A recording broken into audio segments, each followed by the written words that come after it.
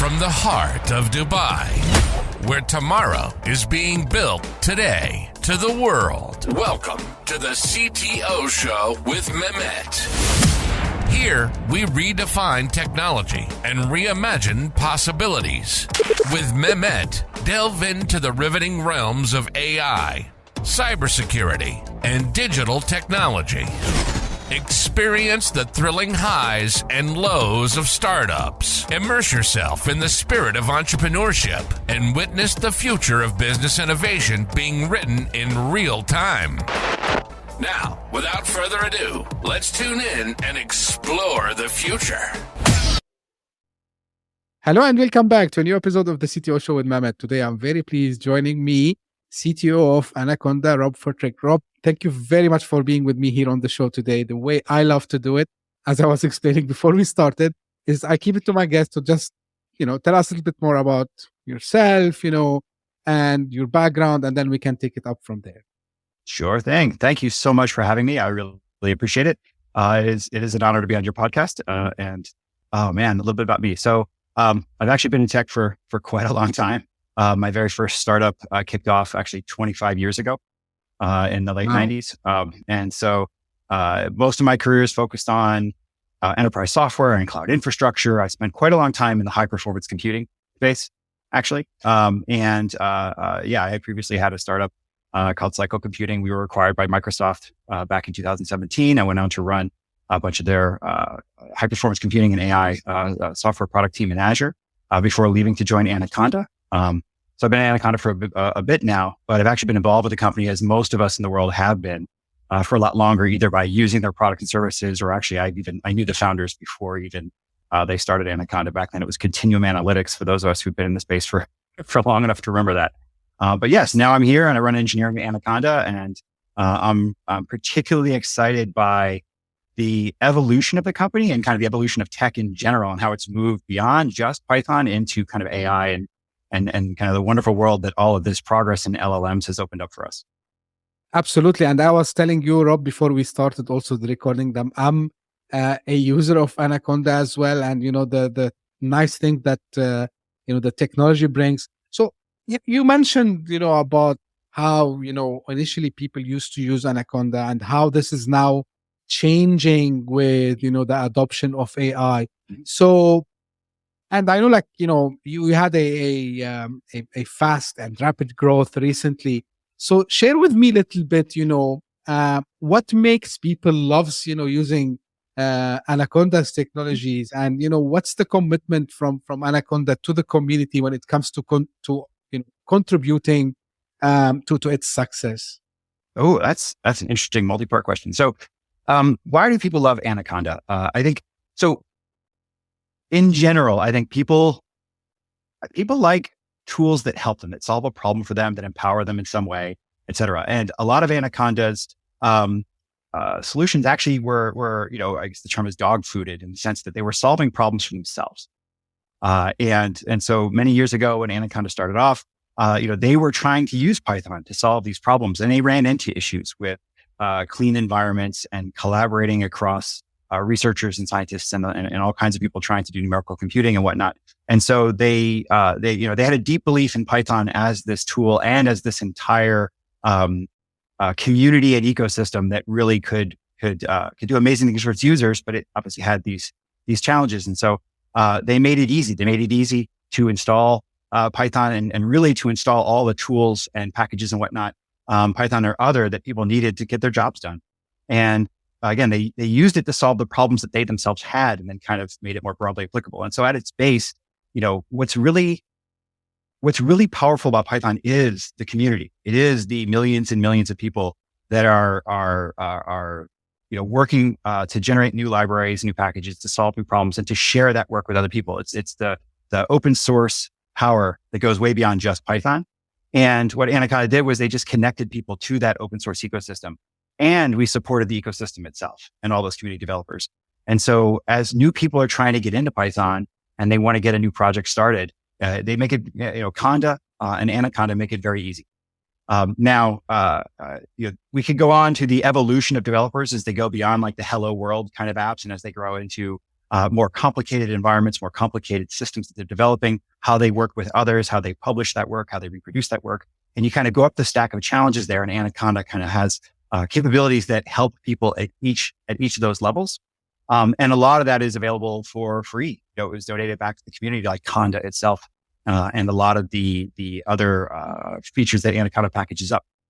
Now, how we supported the ecosystem, obviously the projects that we donate back to, we're deeply involved in many open source projects where there's things like Beware, Numba, Panel, and kind of on, Bokeh, you name it.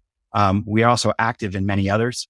And we work with a lot of open source developers and even commercial companies, whether it's NVIDIA or Meta or others, on their Python or open source contributions. But we also donate financially. Anaconda has actually donated millions of dollars to various open source efforts. We do a lot of hosting and operations for open source projects, whether it's Conda, Forge, and others. And so it's kind of a deep ethos, or deep in the ethos of Anaconda. We believe in open source, and we believe in why supporting open source and supporting those communities is good for everyone, including Anaconda. Fantastic. And I'm always fan, I'm maybe biased because I've used it, and how easy it is.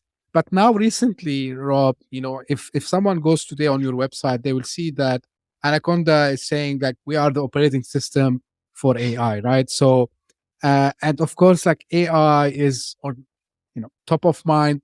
So why there is a special focus from, the company side to democratize, AI? And so because open source actually, and you mentioned this like just a few minutes ago about like how it helped, the community in getting a clean Python environment, in getting these nice libraries, when we talk in the sense of data science and so on. So now with AI, what is the main motivation for Anaconda, and how you are hoping to leave an impact on the tech community? Oh, that's a good question. I also personally kind of like the OS for AI framing, because OS can stand for operating system, but can also stand for open source. So it's a fun little wordplay there. But it's Anaconda. Most people around this space have been doing this stuff for a long time. I think sometimes get a little I don't know, they have different reactions to the kind of recent focus on AI, because, they've been doing AI. This is not a new thing, right? AI has been around for a long time. The recent evolution in LLMs and the fact that those have gotten very, very useful and can do amazing things in the last couple of years has definitely shifted the focus. But this has been a long journey of applying the right tools to the right problems. And so for a lot of our users, we've been helping them with AI and machine learning and whatnot for, over a decade. And so there's a deep relationship with a lot of our customers already to solve these problems. And so some of that is just leaning into the evolution of those technologies and the evolution of kind of the technology across the world.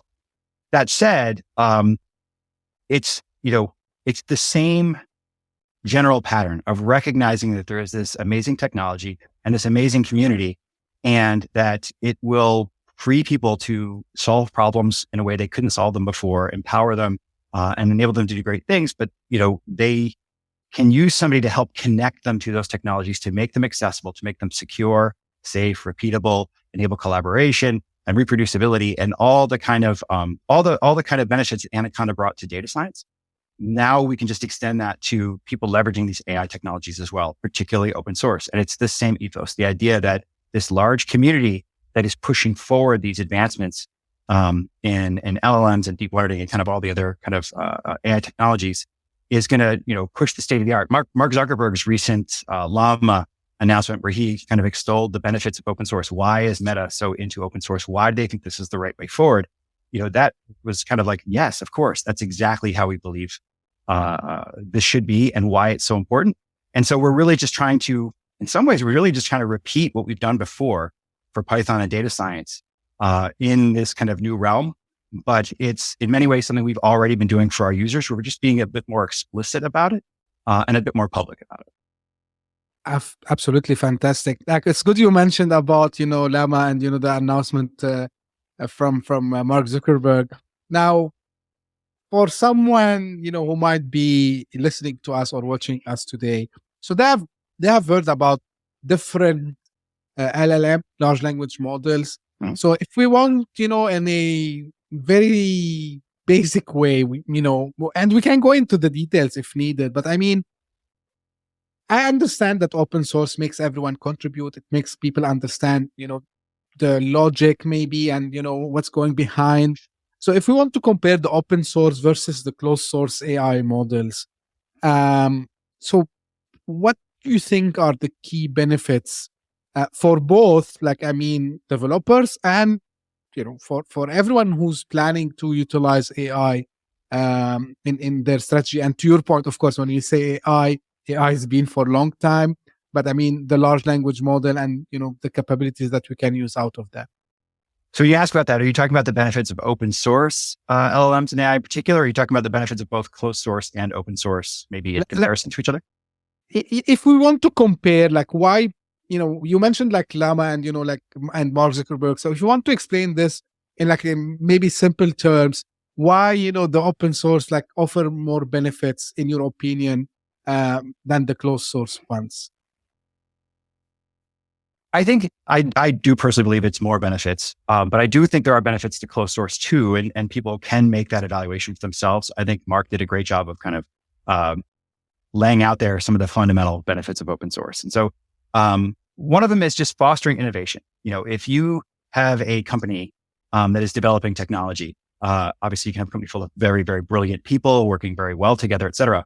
But some of it's just a numbers game. If you have a large ecosystem and you have a large community of people that are all collaborating and all kind of pushing things forward, it's in some ways, this may sound a bit weird, but it's almost like capitalism. You have all these people they're starting their various companies, they're starting various services, they compete with each other, they push each other forward. Whether it's commercially, they're trying to out business the other person, or whether it's just for recognition and for impact, whatever. But I think that community is what drives innovation, and so you can have that that innovation and that community and whatnot within a company, or you can have this broader ecosystem. And so I guess I personally wouldn't want to compete with millions and millions of people all working to push the state of the art forward. I think that is a elusive proposition in many ways. The other things about open source, though, is because it's open, there's a level of understanding and clarity and trust there that I think can it can affect people in a bunch of different ways. Everything from security, I can actually look at things and I can audit them and I can understand what's going on, to freedom. So if I can take this stuff and I can do with it what I want, I'm not constrained, I'm not restricted. And if the effort goes away, then I could at least have the technology that I could fork and I could maybe do my own thing with it. And so that freedom gives people a lot of flexibility in how they adopt these technologies, how they apply them, how they drive them forward, how they integrate them. Many years ago at a startup, we were a startup. And so we actually, it's funny, this is like 2004, 2005 timeframe. We were using JBoss as our model at the time for how you could commercialize open source. JBoss has been acquired by Oracle. And so what we were doing was we were like, hey, we can actually contribute enterprise features back to the open source projects. And we could provide support, and we could provide community support in addition to product support, things like that, and push this forward. And we had customers who were already using these open source technologies that were great. They finally had somebody to call and answer the phone at midnight on a Friday when something went down. But they were worried about the extensions that we were providing on top of the open source, and so they actually made us put our code in escrow. The idea was we're a startup company, we're a risky bet, and if we go out of business, they didn't want to have that technology bet, and so they made us put our code in escrow so that they had a way forward with the code. Shouldn't go out of business. And so with open source, you don't necessarily need that. You have the code itself. You can actually do that. And so I guess in a lot of ways, for me, it comes down to the innovation that the open source community drives. I just think competing with that level of intensity, that level of passion, that level of vision, and the flexibility of it being open means that kind of discovery, that kind of graph traversal of innovation, is in my mind almost inevitably going to be better. And I think we've seen that in the past couple of decades of open source, in particular, Anaconda's experience. Absolutely. Now, one topic I want to, also touch base on, Rob. So when we talk about, providing open source LLMs, so, and, I'm interested to know how at Anaconda, you're trying to tackle this. So when we have all these sources, I'm curious to know if it's the same way as, when we do, for example, for an open source operating system like Linux, for example. So there's someone that goes and check this for the quality, security of the open data and the models, right? So what are the, the not in details, of course, but some of the measures that you take to, ensure the quality and the security of these models, and again, like protect against maybe misuse of these resources? Oh, interesting. So just when you say misuse, what do you mean? Do you mean, I'll put it this way. What I'm hearing you say is people who are then getting access to these open source models might use them for nefarious reasons or use them in a way unintended by the creators. Right. So that's interesting. Let me get to the first part, which is what are we doing to help people access these open source models? And then we can talk about the misuse. So to access them, we actually have a product in beta right now called AI Navigator. It's an example of the kind of stuff we're doing. But the idea here is, again, conceptually, you can just say, what did Anaconda do for Python packages and the broader kind of development environment management through Conda and others? There's hundreds of thousands or maybe even millions of open source projects out there. And Anaconda tries to curate them to some extent, to provide secure builds and to evaluate them and whatnot, so that when people get them from Anaconda, as opposed to maybe directly from the open source community itself, there's some level of validation, verification, et cetera, that we have provided. And I'm not saying that that's better. You have to understand which is good for you. You know what I mean? Like, you may not have those requirements, et cetera, but for people that want to have a secure environment where they have some provenance, or they have some certainty over the provenance of the code that they're installing, they have tools that, Central IT has tools that they can have some kind of governance over the open source projects that are being used within an organization, so they even know what's being used. They can control things like security violations and whatnot. Anaconda does all of that for the broader Python ecosystem, and we provide those tools to IT. So now you're getting to data and models. It's the same idea. We want people to be able to access these things with some level of validation, of certification, et cetera. And we want to give Central IT the tools to make sure they understand who's using what, how they're using it, is it appropriate, so that they can safely and securely connect, all of their developers, all of their knowledge workers, all of their AI application developers. Side note, we'll come back to you later. One of our goals is to drastically broaden the number of people that can actually access these technologies and use these technologies, so that you don't just have to be a developer, that these tools are available to a broader number of people. Again, that'll drive innovation and make the world a better place for everyone. But coming back to the point there is you want to have, we want to connect people to these broad ecosystems in a way where it isn't just the Wild West, but they have some control. So AI Navigator is an example of how we've done that. We actually curate the models there. We quantize them, make them available on different devices. That is another goal of ours, is to also connect these people how they want to be connected.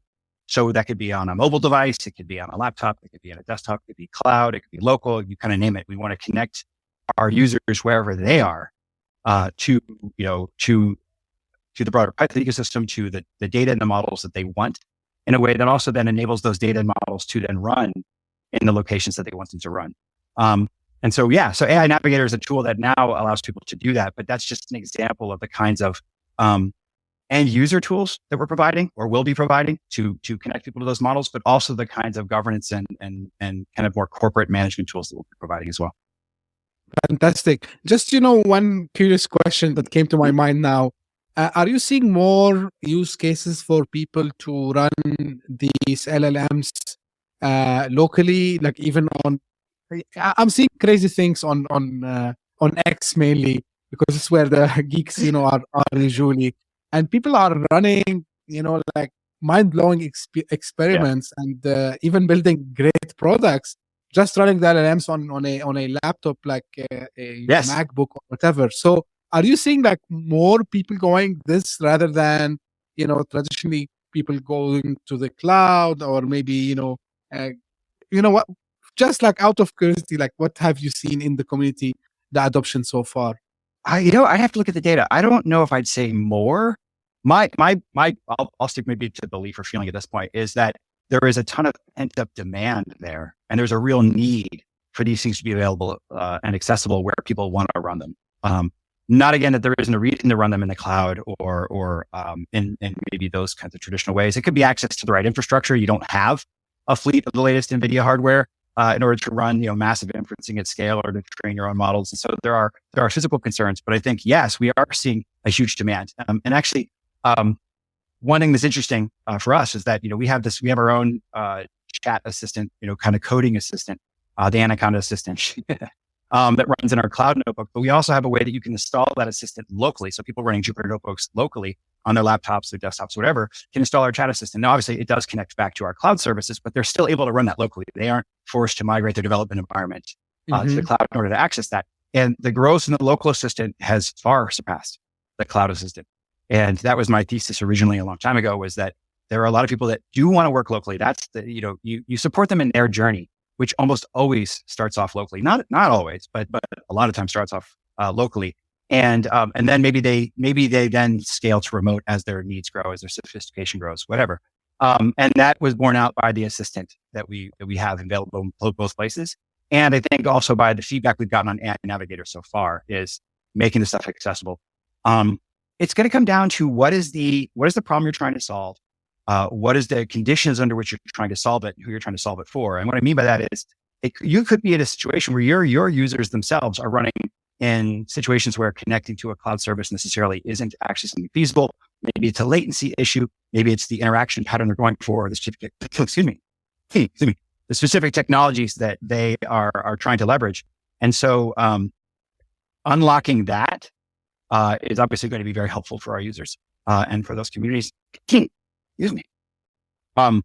But additionally, it's funny, that kind of cleared my cache.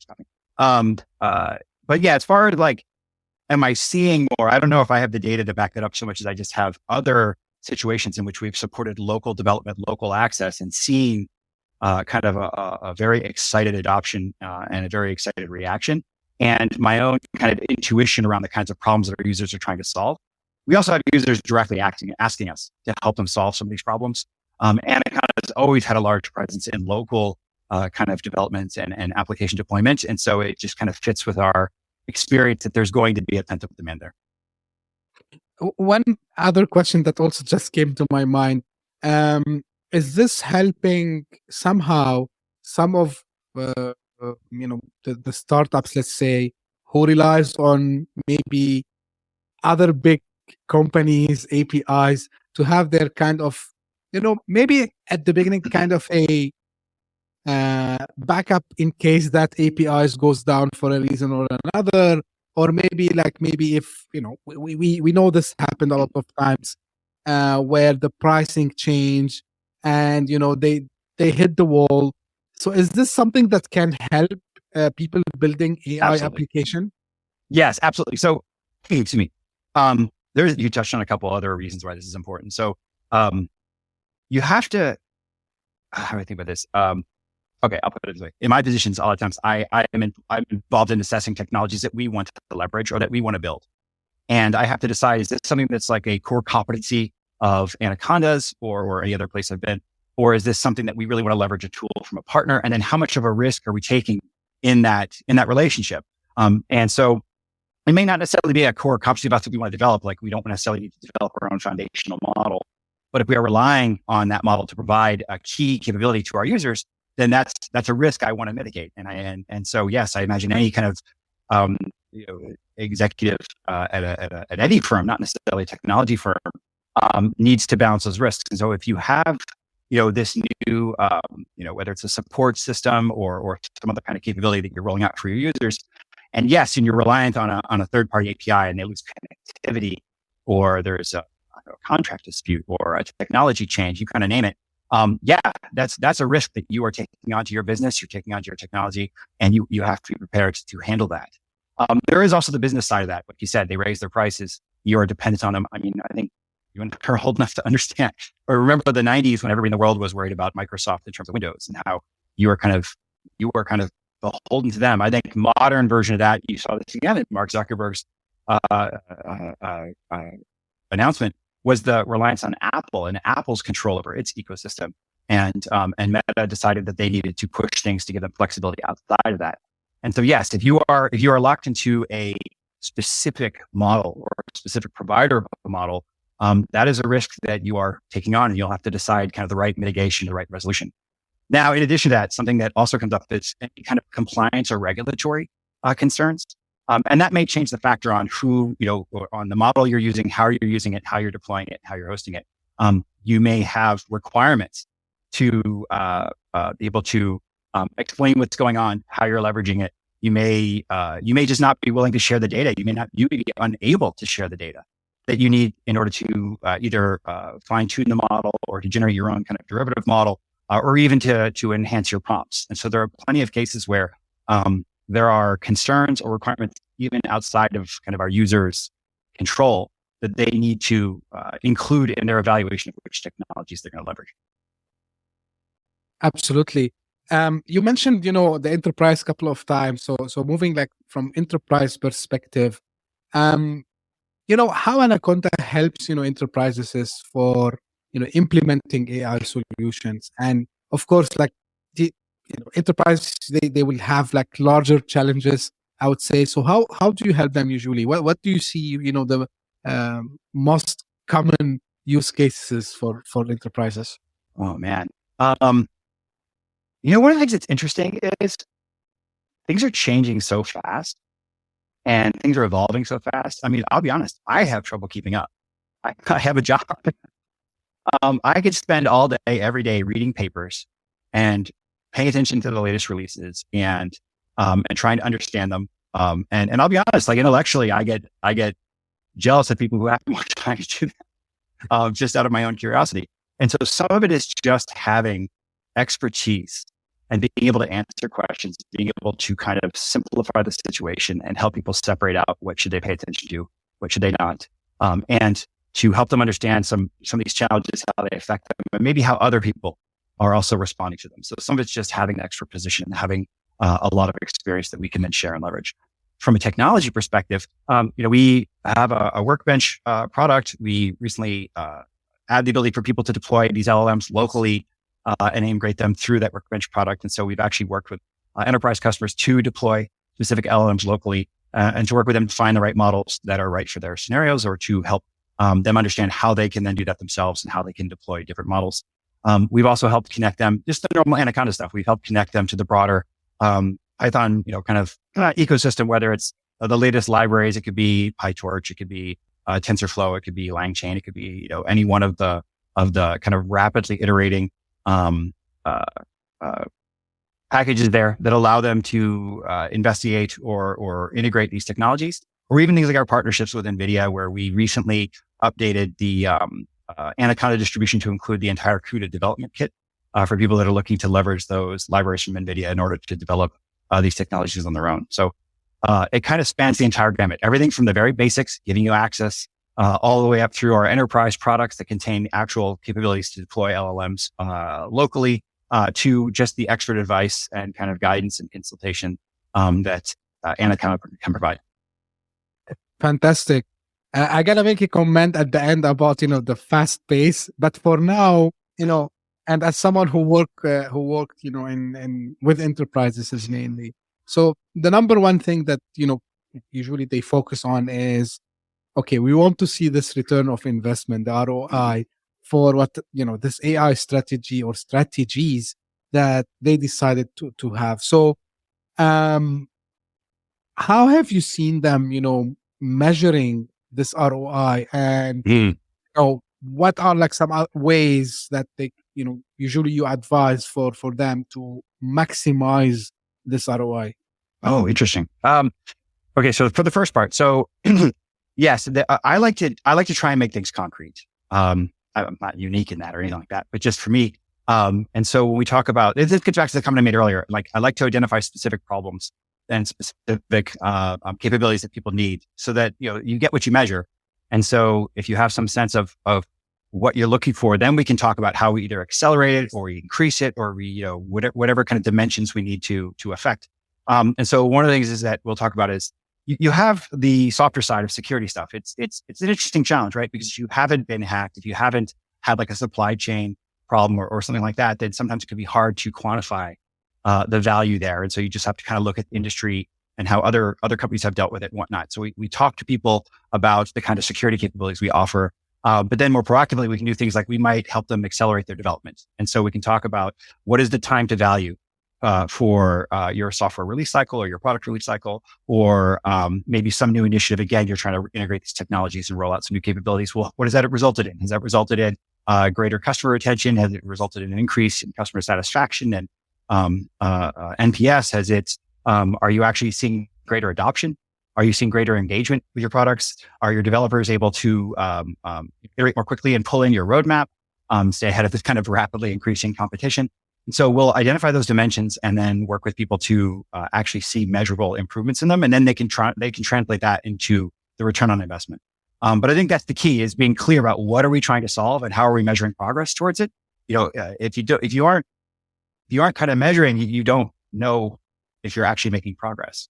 Right. And it sounds almost like too simple, but it's kind of fundamental. So anyway, we try to focus on people on accelerating the development, on increasing their productivity, on helping them mitigate their risks, whether it's security or others, or also scalability, the ability for them they've gotten traction, they've gotten some adoption, and now they actually need to blow this out. And how can Anaconda actually enable that for them as well? We are also working ourselves. We have evaluation driven development. So this is a recent blog post of ours. We evaluate LLMs ourselves for how we include them in our technologies. So we're leveraging this stuff across our entire technology stack too. So I don't know if you remember there was an old, oh my gosh, this is probably awful. There was an old commercial, I think in the 90s, maybe even the 80s, in the United States, maybe wider, where there was a hair club for men, and it was a product to help, grow hair or whatever. And at the end, the guy who was promoting this would say, I'm not only the president of the company, I'm a client. And so it always made me smile at that one. And Anaconda, we're not just helping to drive this stuff for other people. We're leveraging this stuff ourselves. We are deeply trying to integrate all this LLM and AI technologies into what we offer at every level of the stack. And so a lot of times when we talk about this, it's not just we've helped a company do this. We can actually talk about what we've done ourselves and the improvement we've seen ourselves. And so I can advise somebody on an ROI because I've had to do that ROI calculation. I have to understand where I'm going to invest engineering resources. So sorry for the digression. But anyway, so you get what you measure. And so being clear with people, this is what we're actually trying to see. And this is how the return was for the investment that we've made.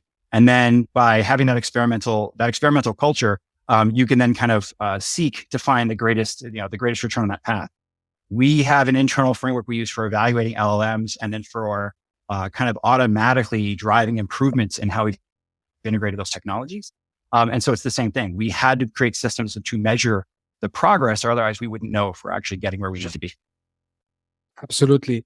Rob, one question, maybe I should have asked you that at the beginning, but it came to my mind. Why Python, has dominated AI space, and are we seeing any other language that might come and take? I love Python, by the way, just for, it's the one of the easiest one, even when I want to explain coding for someone. But why it's so powerful? And, do you think that, it's going to stay to contribute this AI revolution that we are living currently? Oh, again, we could talk for a while just about this. So a couple of things. One, Anaconda actually, we're so heavily associated with Python for obvious and good reasons. But Conda itself and even Anaconda go beyond Python. We already, Conda supports other languages. That's actually one of the benefits of getting your environments is it can pull things other than just Python and its dependencies and whatnot. And its real kind of power comes when you're actually trying to pull in non-Python languages and whatnot, or Python packages consisting of non-Python. But yes, there's all kinds of interesting technologies come out. There's, obviously there's the kind of hot programming languages, whether it's Rust, or others. Go is hot, I'm sure. Stack Overflow, I think, just did its recent survey and they just announced, their latest results. And again, it's who responds to the survey, but you can see the popularity of different technologies and how they've changed over time. And then there's the Python specific variants, whether it's things like Mojo or others, where people are trying to address what they see as maybe the shortcomings in Python. At Anaconda, we are also trying to address what we see as the shortcomings in Python. that's been the history of the company. And so we constantly look and say, look, if Anaconda was founded today, what are the problems that people have and, that we would want to help them with to make sure that we're not over indexing on the past or on maybe prior framing. And so one of them is now Python performance matters because, you have this bottleneck in hardware, and the difficulty of the calculations, even with that hardware. People need the results faster and whatnot, and they want to get the most out of these massive investments they've made. There's a reason why NVIDIA is one of the most valuable companies in the world. And so we are looking at things like, how do we actually improve Python performance? How do we keep it relevant? And so one of the things I wake up every day thinking about is, how do I keep Python the lingua franca of AI? And what challenges need to be solved in order to do that? Now, I am a big believer that there are multiple technologies. I don't need there to be one technology. In fact, that's actually bad. I want different tools for different jobs. I want people to have that freedom and flexibility. But that doesn't mean I shouldn't spend a ton of my effort making sure I address the shortcomings in the tools that we have. And so we are addressing Python performance at multiple levels, whether it's the Python interpreter itself, working to help them make performance improvements there, whether it's optimizations in the Python packages for different architectures, different software environments, different scenarios, to how we get those into people's hands in a way that is manageable when you have this kind of Cambrian explosion of hardware and accelerators and libraries and whatnot. So we're trying to help people manage all of that. On top of it, where could, will Python stay kind of the default? I think it's exploded because Python was, Anaconda, I think rightfully, even though I wasn't part of Anaconda at this time, can say that they were a big part of making Python a huge force in data science, numerical computing and whatnot.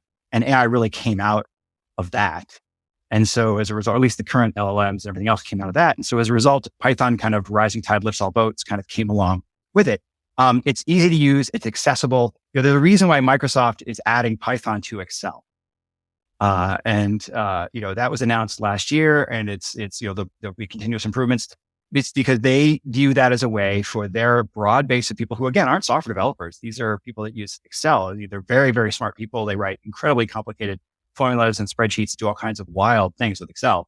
And they view that as a tool that was really going to allow them to kind of take what they do at the next level, to either give them capabilities, obviously Excel is an amazing piece of software.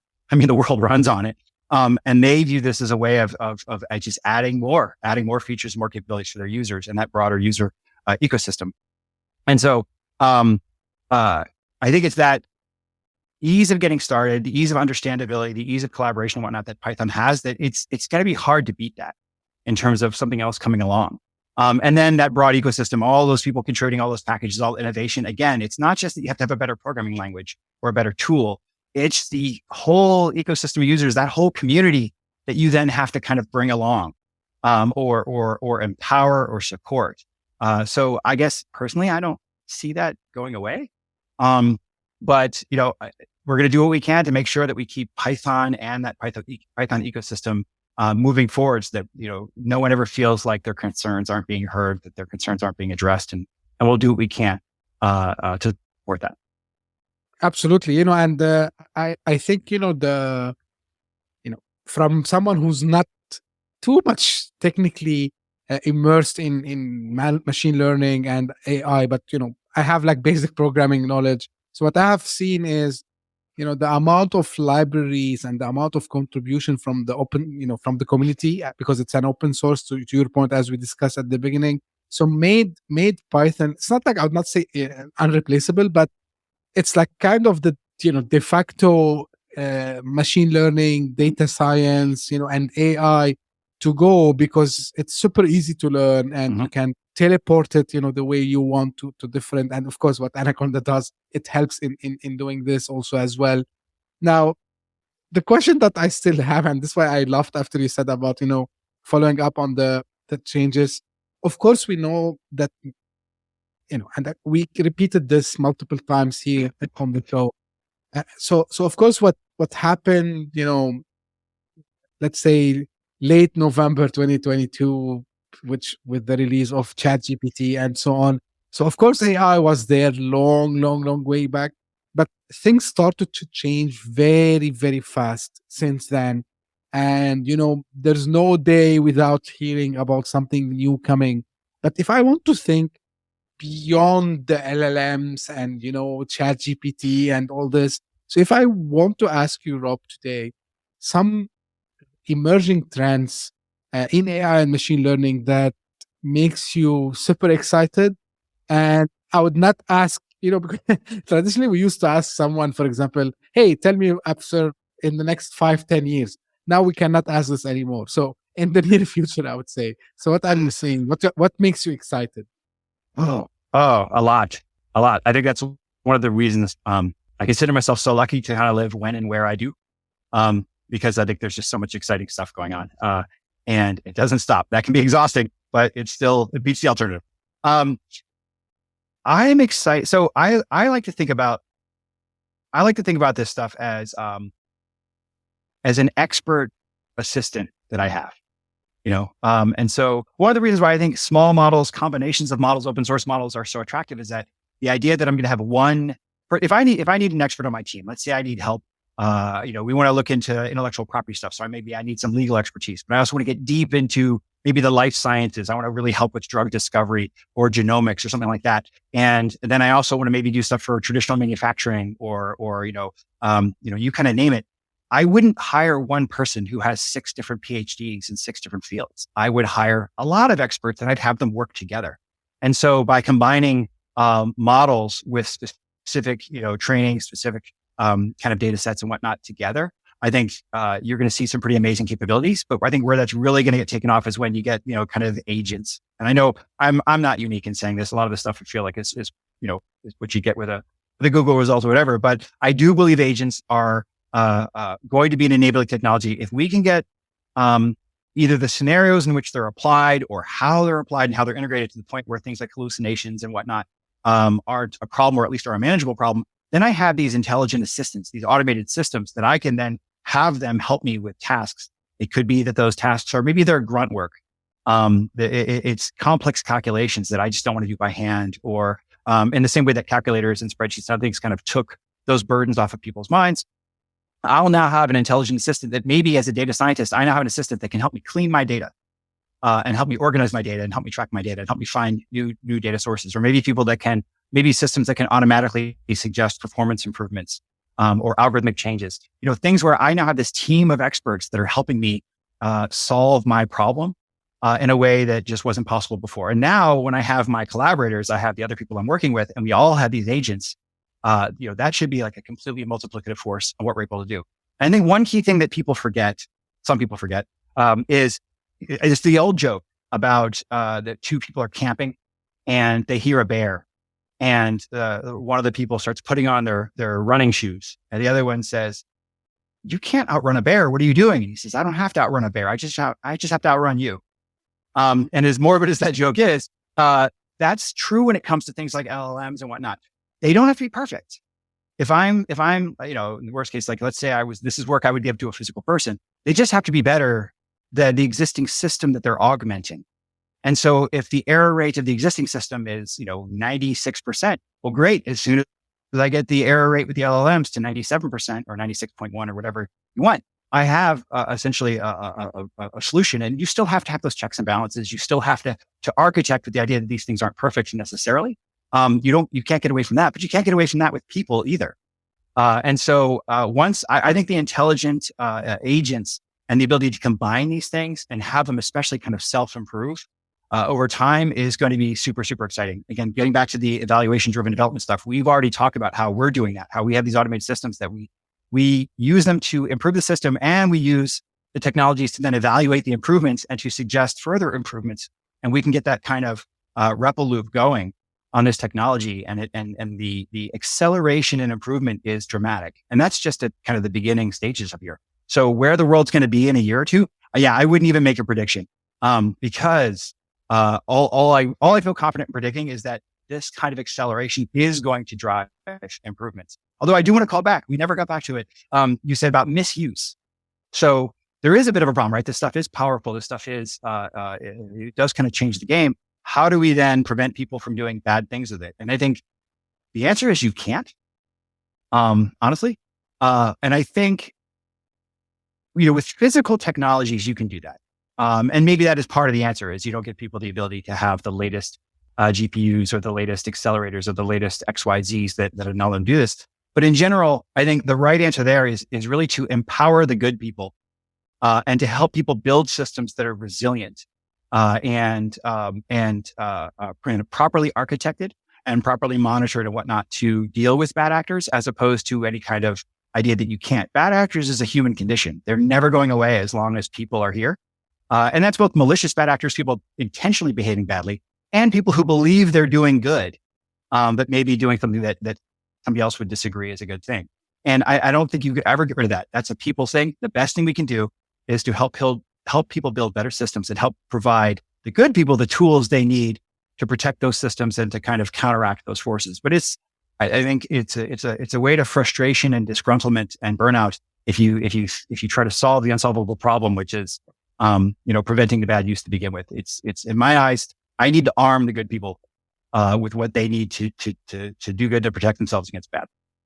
Absolutely. And, one of the main things that I'm personally excited about is exactly the technology that you just described, having the multiple agents and, getting them the power to learn with time and enhance their capabilities and even communicate. Maybe if I say this a couple of years back, people will think I'm talking science fiction, but we're like seeing a great, I would say, progress in this field, and I'm looking forward to see what the near future. Again, I will not do predictions like yourself, Rob, because we never know. So people are doing fantastic stuff nowadays. One quick thing. Sorry to interrupt you. Yeah, one quick thing. I think a really interesting way to do predictions, or maybe not even do predictions, really, is you don't have to go for like fourth, fifth order effects. You don't have to really get, I don't even say creative. You don't have to really kind of imagine this wild future. A lot of times just take a current trend and just extrapolate it out and assume that the trend is going to hold, kind of like a Moore's law thing. I'm pretty sure it was Nathan Myhrvold, I believe he was the original CTO of Microsoft. He had like an interview in the late 90s, and they were talking to him about, you made all these amazing predictions and how did you see the future? And his response was, I didn't see the future. I just assumed the same technology trends for processors and memories and storage that had been in place for a while were going to continue. And I just said, okay, well, if they continue, what does the world look like in 5 years? What does it look like in 10 years? And I made predictions saying, okay, in 10 years, we're going to have this much compute power, this much memory, the costs will ease. So let's prepare for the world as it might be when those conditions are met. And so some of these things, you don't have to necessarily imagine these wild things that have been invented and everything else. You just have to look at the rate of change and what impact that's already having, and just assume that trend's going to continue, model it out several years, and then say, okay, great. Now these are the conditions under which we're operating. What constraints are now removed? Is this accessible to more people? Is it something that the cost is lowered so I can integrate it into supply chains or products where it was never cost effective before? The way that the mobile phones going worldwide drove down the cost of certain chips, and now you can incorporate them into drones, and now you can incorporate them into all kinds of things that weren't necessarily economically viable before. And so again, I don't think you have to get wild on the invention side. You just have to understand the trends, model them out, and then just have the confidence to say they're going to continue. And if they continue, what's the world going to look like, and how do we then behave in a world like that? And it's shocking how many things seem wild or science fiction or whatever if you think about them that way. But then just think of how the world's changed in the last 20 years, and suddenly it becomes a lot more approachable and a lot more understandable. 100%. I can't agree more with you, Rob, on this. And this is why it's not like something that personally I don't get surprised. I just get shocked by, oh, wow, they did it. Like I expected, I'm not shocked because I thought like it's not possible. But yeah, like when it comes like faster than I expected, or I see it working, it made me like say, oh, wow, like this is the wow effect, as we say. Rob, I think we covered a lot today. So, but, if you want to leave us with, maybe final thoughts, or you want to tell us like where people can interact with you. And, of course, Anaconda website is very well known, but still I would ask you, for like final words before we close. Sure thing. Yeah, thank you. I found this a great discussion. And obviously we had plenty of topics we could keep talking for a lot longer on.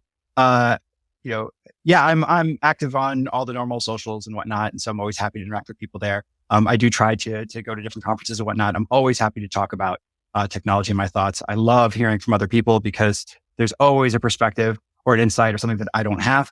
And that gets me very excited. As far as Anaconda goes, I think we have a lot of amazing stuff coming out later this year, even in the short term, things that we've already either announced or they're coming out shortly. And so I would say pay attention. Everything from the kind of an LLM technologies to the Python performance issues to kind of the evolution of our data science offerings and whatnot. We've had fantastic growth. You mentioned this at the very, very beginning, and I didn't really respond. But we've had, almost 100% growth in our business over the past year. And adoption of our stuff obviously is even wider given the nature of our business. And so I think we have a lot of exciting things that are driving that growth. I hate to tease you so much, but there's a bunch of good stuff coming that, we have to wait till it's out to talk about it. And then otherwise, I look forward to hearing from people and from continuing to see just what comes out of, the current technology evolution. Absolutely. And again, thank you very much, Rob. I know how busy things can get. And, you took the time to be with me here today. So I really appreciate that. And I appreciate also your, insights about all the things AI, whether it's like the Python language itself, whether it's, the large language models, the open source, and all the nice things that, as I said, I'm a little bit biased because I'm one of the fans of the technology.